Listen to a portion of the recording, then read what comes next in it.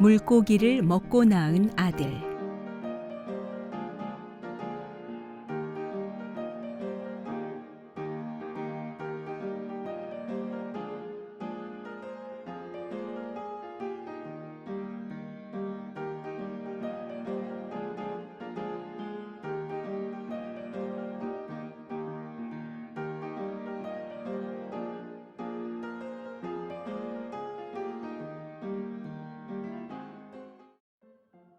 한 바닷가 마을에 마음씨 착하고 부지런한 어부가 살았는데, 어부에게는 나이가 들도록 자식이 생기지 않았어. 어느 화창한 날, 어부가 배를 타고 바다에 나갔는데, 웬 커다란 물고기 하나가 물 위로 머리를 내밀더니 말을 거는 게 아니겠어? 저는 아저씨의 걱정을 해결해 드리고 싶어요. 저를 데려가 국으로 끓여서 아주머니와 함께 드세요. 그러면 건강한 아들을 둘 낳게 될 거랍니다. 또 집에서 키우는 개와 말에게도 나누어 주시면 개와 말도 튼튼한 새끼들을 낳을 거예요. 그리고 제 뼈와 지느러미를 땅에 묻으면 뼈를 묻은 곳에서는 올리브 나무 2그루가, 지느러미를 묻은 곳에서는 2자루의 강한 칼이 나올 거예요. 아저씨의 2 아들이 아주 건강하게 잘 지낸다면 올리브 나무는 늘 푸를 것이고, 2 아들에게 무슨 일이 생기면 올리브 나무가 시들시들해질 거예요. 집에서 키우는 개와 말이 낳은 새끼들, 그리고 2자루의 칼은 아저씨의 아들들을 옆에서 지켜줄 거랍니다. 자식이 생긴다는 말에 어부는 물고기의 말대로 했어. 그랬더니 신기하게도 모든 일이 정말 물고기 말대로 이루어졌단다.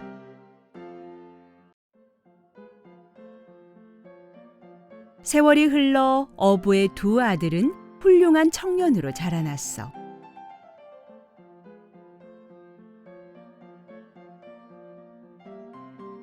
어느 날 첫째 아들이 어부 부부에게 말했지. 더 큰 세상으로 나아가고 싶어요. 떠나게 해주세요. 첫째 아들은 긴 칼 1자루를 허리에 차고 말을 타고 개와 함께 길을 떠났어. 그리고 세상 곳곳을 누비고 다니며 여행했지. 그러던 어느 날 한 궁전에 닿았어. 잠시만 머물러 가도 되겠습니까? 이 궁전의 왕은 늠름하고 용맹함이 흐르는 첫째 아들이 마음에 들어 궁에 머물게 했어.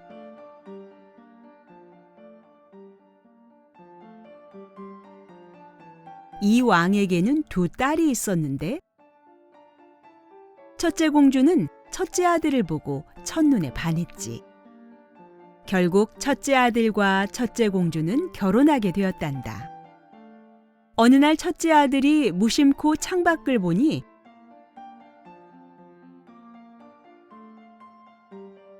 저 멀리 아주 커다란 호수가 보이는 거야. 그래서 물었지.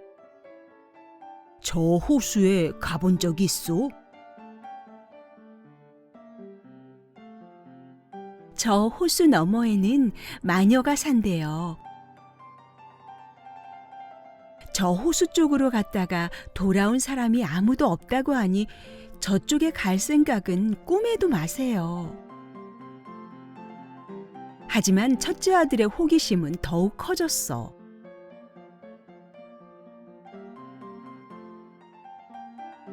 그래서 긴 칼을 들고 말을 타고는 개를 데리고 호수를 향해 달려갔단다.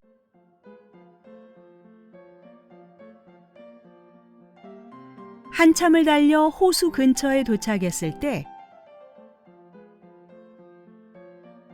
등 뒤에서 호통치는 소리가 들려왔어. 네 이놈 거기 서라. 깜짝 놀라 뒤를 돌아본 순간 첫째 아들은 그만 그 자리에서 굳어 바위가 되고 말았어. 함께 간 말과 개도 바위가 되었지. 한편 큰아들이 떠난 어부의 집에서는 올리브나무 한 그루가 점점 시들어갔어. 하루하루 지날수록 어부의 얼굴도 어두워졌지. 아무래도 내 형에게 무슨 일이 생긴 것 같구나. 아버지, 제가 형을 찾아보겠습니다. 어부의 둘째 아들은 나머지 긴 칼 한 자루를 허리에 차고는 말을 타고 개와 함께 형을 찾아 떠났어. 몇 날 며칠을 헤매던 둘째 아들도 형이 갔던 궁전 앞에 이르렀지. 둘째 아들이 궁궐문을 두드리니 안에서 첫째 공주가 나왔어. 아니, 어디 갔다가 이제 오셨어요. 무슨 일이 생긴 줄 알고 얼마나 걱정을 했는데요. 첫째 아들과 얼굴뿐 아니라 말투까지도 쏙 빼닮은 둘째 아들을 첫째 공주는 남편인 줄로만 알았던 거야. 둘째 아들은 빨리 형을 구해야겠다는 생각에 우선 형인 척하면서 첫째 공주로부터 호수 이야기를 들을 수 있었어. 둘째 아들은 그 길로 호수를 향해 긴 칼을 차고는 개와 함께 말을 타고 갔지. 호수에 도착한 둘째 아들의 등 뒤에서 벼락 같은 호통이 들렸어. 네 이놈 거기 서라. 하지만 둘째 아들은 바로 돌아보지 않고 앞만 보고 달렸지. 한참을 달리는데 한 할머니가 나타나 말했어.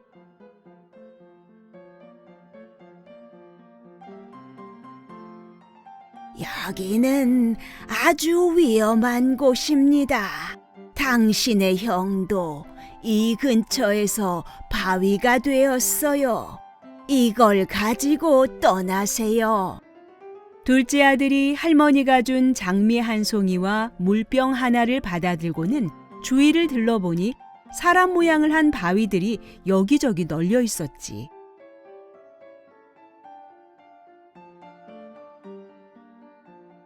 그 중에는 형의 모습을 한 바위도 있었어.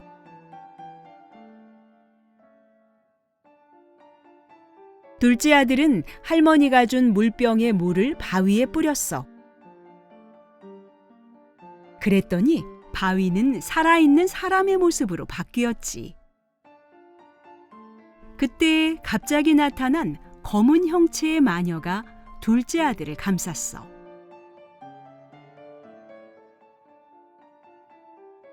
네가 감히 내 바위들을 건드려.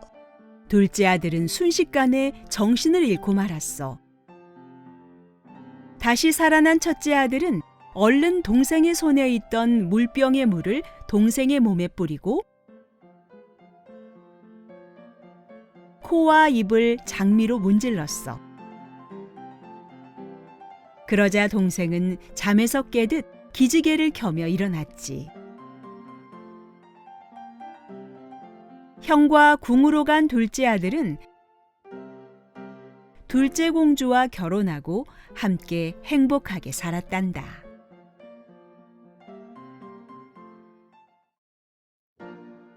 인류의 오랜 역사와 함께 해온 나무는 이야기 속에서 올리브가 두 형제의 생명을 상징한 것처럼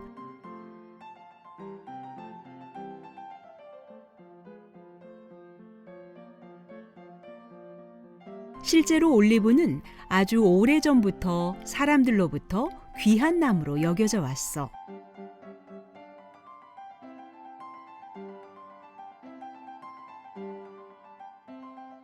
중동 지역의 8천여 년 전 도시 유적에는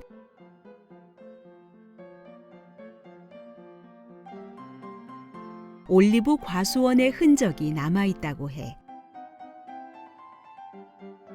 성경뿐 아니라 그리스 신화에도 등장하는 것을 보면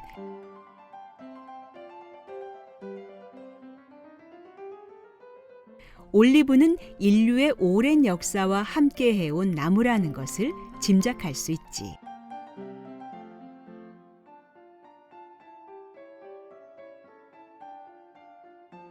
올리브는 인류가 최초로 대량 재배한 나무로 추정되는데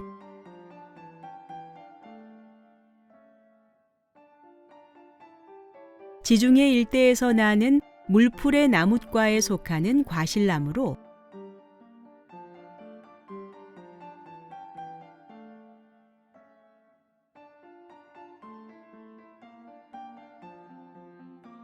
(3에서 12m의 키로 자라. 올리브는 튼튼해서 나무 끝부분이 죽어도 뿌리에서 새로운 줄기가 잘 자라나오지. 늦은 봄에는 작고 하얀 꽃이 잎 겨드랑이에 무리지어 피는데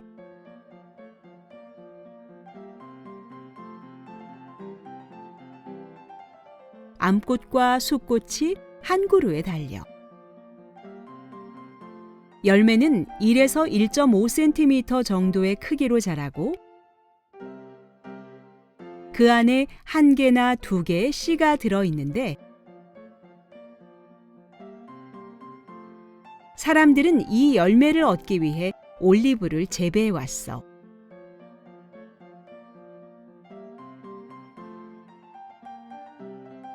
올리브 열매는 익히거나 가공해서 먹기도 하지만 열매의 50%가 기름으로 되어 있기 때문에 주로 기름을 얻는 데 이용해. 올리브 꽃이 피고 6개월에서 8개월 동안 올리브 열매가 성숙하면서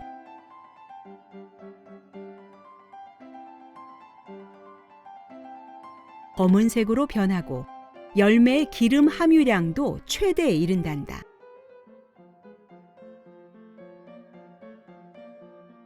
올리브는 세계적으로 많이 재배되고 흔하게 먹는 음식 중 하나인데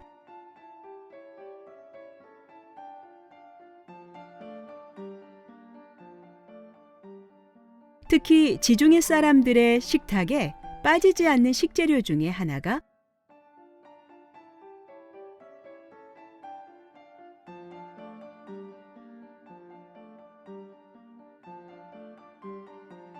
바로 올리브 열매야. 올리브 열매는 날 것으로 그냥 먹으면 쓴맛이 나서 주로 소금이나 식초 등에 절여서 먹는데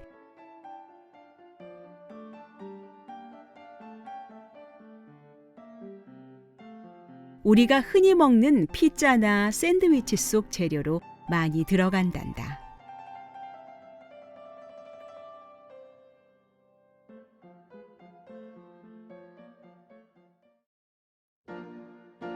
검은색 장미꽃도 있을까? 이야기 속에서 장미꽃은 죽은 사람도 깨어나게 하는 마법의 꽃과도 같았지.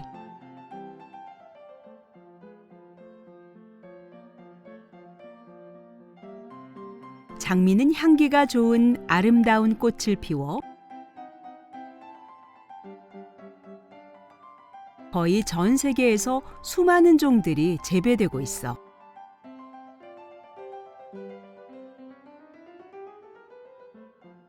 꽃이 화려해서 관상용으로도 많이 심고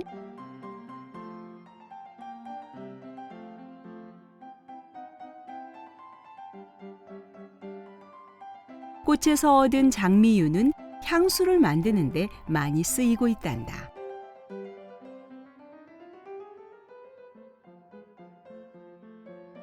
우리는 장미하면 가장 먼저 붉은 장미꽃을 떠올리지만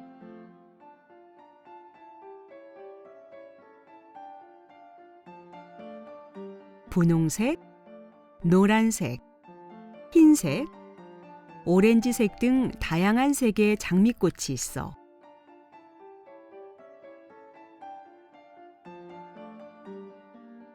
동서양을 막론하고 장미꽃은 사랑과 행복을 뜻하는데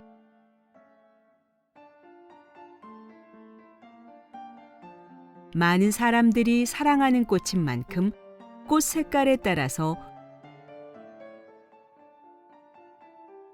꽃이 가지고 있는 의미도 다양해.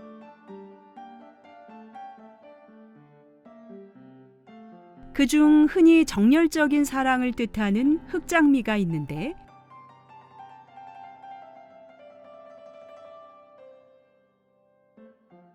실제로도 검은색을 띤 장미꽃이 있을까?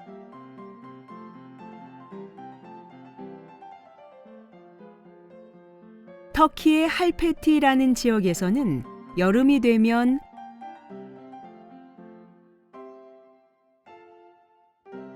빨간 장미꽃이 검은 장미꽃으로 변하는 할페티 장미가 자란다고 해.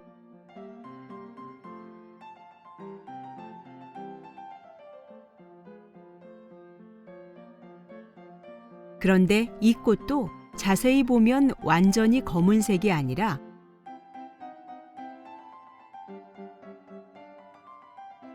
붉은색이 아주 짙어져서 거의 검게 보이는 검붉은색 장미꽃이야.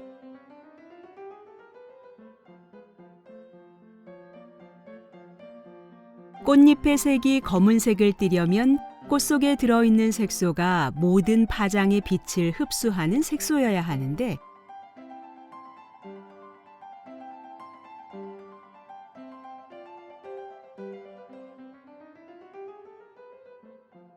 자연 상태에 피어나는 꽃 중에 그런 색소를 가지고 있는 꽃은 없기 때문에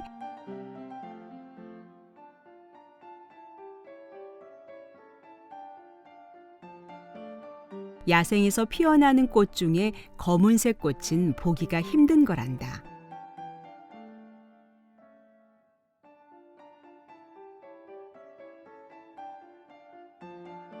품종을 개량해서 사람이 일부러 만들어낸 꽃 중에 검은 튤립도 있는데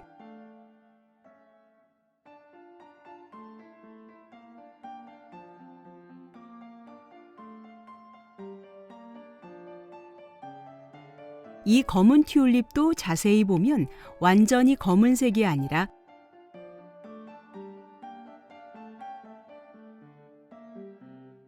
짙은 자주색을 띠고 있단다.